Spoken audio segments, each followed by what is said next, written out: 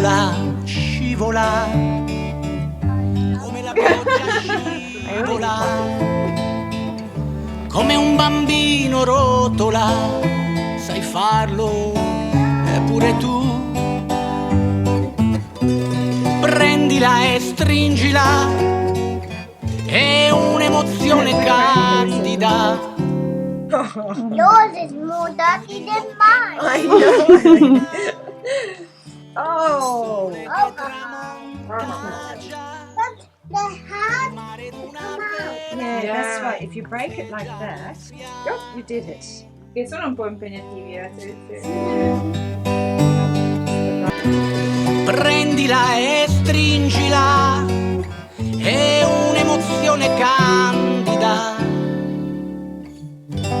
Chiudi gli occhi e immagina il sole che tramonta già, il mare ed una vela che ho già gonfiati blu.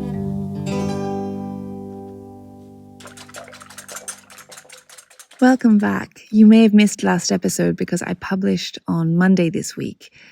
We filled baskets with pomegranates, and to make breakfast time a little easier with a baby and a toddler, I like to have the fruit already prepared so I can just pour it onto our yogurt. I couldn't stop marveling at how beautiful the seeds looked in a jar, like nature's jewels or candy in an old-fashioned lolly shop. I decided to quickly make some wholemeal yogurt and pomegranate muffins that I just make without a recipe, just eyeballing it all, before heading to the chicken coop, or il pollaio as we call it in Italian, to start work on the wardrobe makeover, and these were the perfect treat to keep everybody motivated. Dalla finestra, come un pittore sogna, come un tenore cantala, quella ballata lirica che parla di un bambino che non vuol giocare più.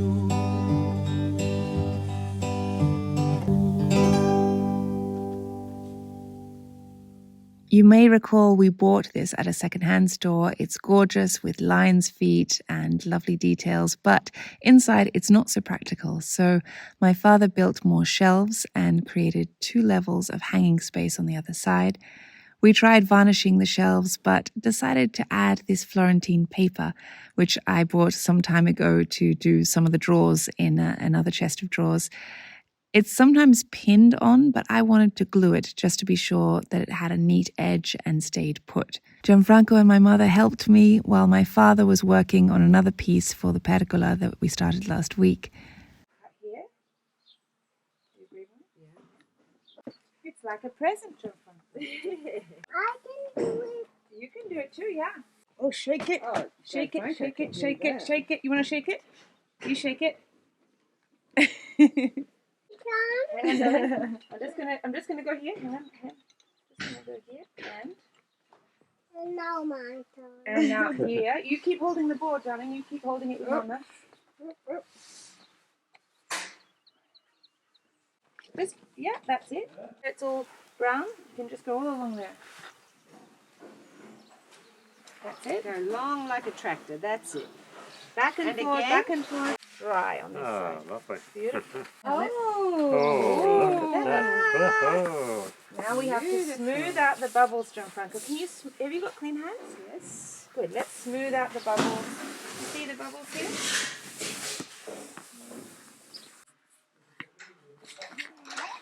Yeah.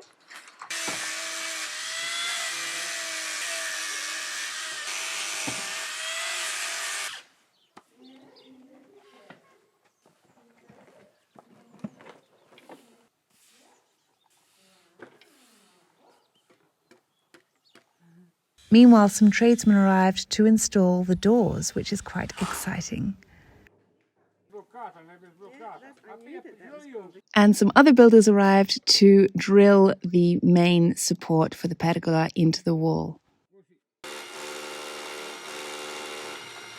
With this abundance of pomegranates, the first dish that came into my head was this dish that I tried in Iran.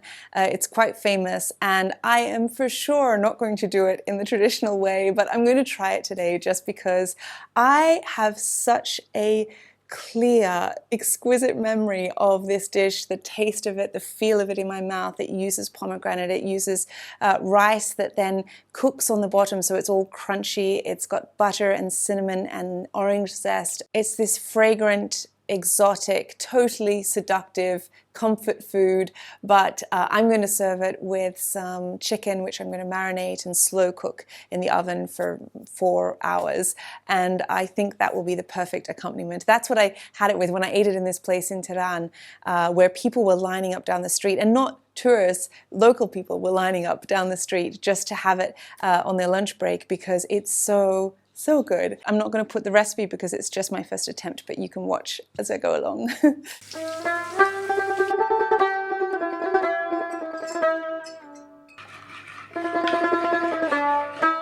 I roasted some cauliflower. Of course, this is not traditional in the recipe. I'm just always looking for ways to add extra vegetables to nourish the family.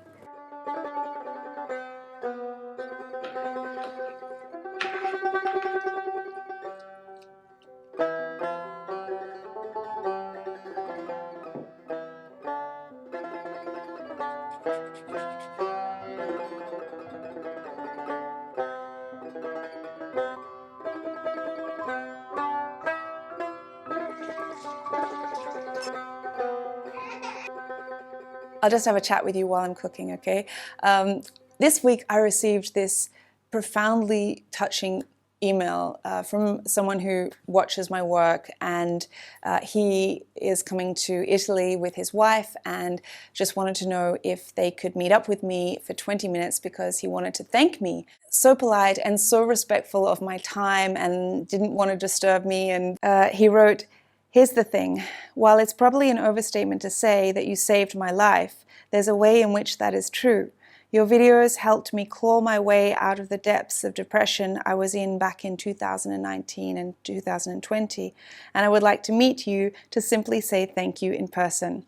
Now, I had just, oh my gosh, I'm so touched because I too, I've had periods like that. I think a lot of us have, where it's a long chapter where you don't know if you're going to get out of it, and people say this too shall pass and you just don't believe that it's true. Unfortunately, I had to explain to this person that because I'm still breastfeeding with Raffaello, it's really difficult for me to travel anywhere alone or even to bring him because he struggles in the car and it's about 2 hours to get to Florence. So I wasn't able to meet in person, but I remember in those years I had exchanged some private emails with this person, and I'm sorry that I can't always respond to everyone. Honestly, since I've had children, it's become a lot more difficult to reply privately to people. But I just made me think how one conversation with someone, even the written word, can make us feel less alone, more resilient, more hopeful, or perhaps it's someone who's just reframing things and articulating something that deep down you already know, but hearing it from another person outside of the deafening noise of your mind can bring fresh relevance. And that is something that I know I've experienced in my life with my family as well. It really got me thinking that we can all make a little bit more time in our week to call someone who might appreciate having someone listen, or having someone validate their fear, or just sharing an amusing anecdote sometimes can be the thing which will, make quite a big difference. In all my relationships, I've always been the girlfriend, or now the wife, who is trying to coax my partner to call their parents more, to call your father, call your mother. It might just brighten their week. And actually, that's one of the things, having boys, that I'm a little bit worried about. I feel that females are more inclined to call and touch base and check on their parents and recount some positive story, or sometimes I feel like boys need a little bit of a push, like they care about their parents parents, but perhaps they're not as communicative. And I know many of you have sons or grandsons even, so give me some hope. If you have a son or a grandson who calls regularly and checks in on you, and I'm sure there are, of course there are, but it's just something that as someone who's very close to my mother and my sister as well, like we always call, and even my grandmother, I remember always calling her every week. Anyway, on the topic of listening and having someone to share with, this video is a paid partnership with BetterHelp, and if you click on the link, which I shall put in the description box below, betterhelp.com/Kylie, then you can go to their site and they are going to give you guys a discount off your first month of therapy.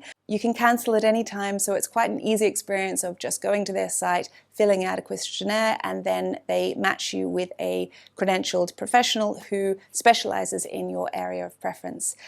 And I would just say don't underestimate the relief that it can give you speaking with someone about your troubles. And if you've got some troubles right now, then this might be something that you want to try out. Okay, so now this cooks on the stove. I'm hoping it's going to get the golden, crispy underlayer, and I cannot wait to eat it because my chicken is now ready. It's golden and delicious. Yeah, I cannot wait for dinner.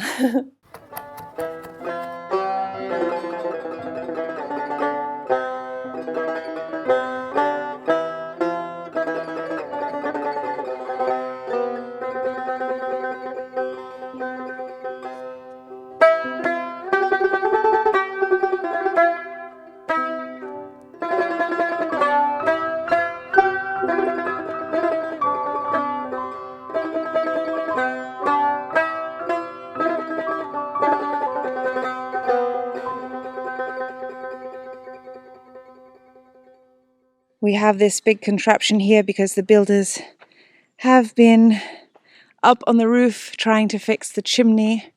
We have some problems with the stove that is in the kitchen, and it's such a big job, but we really rely on the wood-fired stoves all through winter.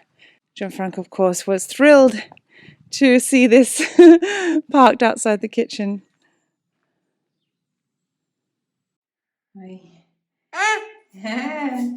I'm here with Raffaello, and we're just checking on the doors. They're here putting on the doors, and it's going to feel like a real house now.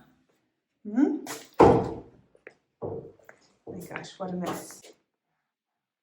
I think some of you were concerned about the door that would be banging on the bath, but actually what they just put in the ground, the guys who are doing the doors, is this little stopper here, so it just goes on there and it doesn't actually touch the bath. What a beautiful day, Raffaello. So you might remember I spoke about this extension of the kitchen bench. We weren't sure whether to put it on or not. Guido ordered it from IKEA and paid for the installation, but the builders who came and installed it cut the wood and did a terrible job. They made a mistake on the cut in fitting it around the stone sink. My father, who designed and built yachts before he retired and built our house and all pieces of furniture we ever had, was just shaking his head, to say the least, at the poor workmanship. But he managed to cut a little piece and fit it into the gap and then attach the support underneath.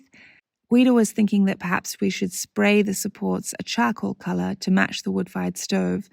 We're not sure. My mother and I were thinking that perhaps the steel is fine as is because the grey matches the border on the wall and the grey sink and the stainless steel taps and the cupboard handles. But do let me know what you think because we have the charcoal paint, so it's quite easy to just spray them that colour instead. My father finally cut the dowel and put the little supports up so that the curtain is hanging now underneath the sink, and I think it looks quite quaint. I finished with my Florentine paper on the shelves and quite happy with the result. It's just makes them look a lot more light in here and also adds a lot of character, I think. And then now my father's also put up the hanging space for him because he's taller, and then one halfway down for my mother, and now they should have a lot more efficient space for their clothes.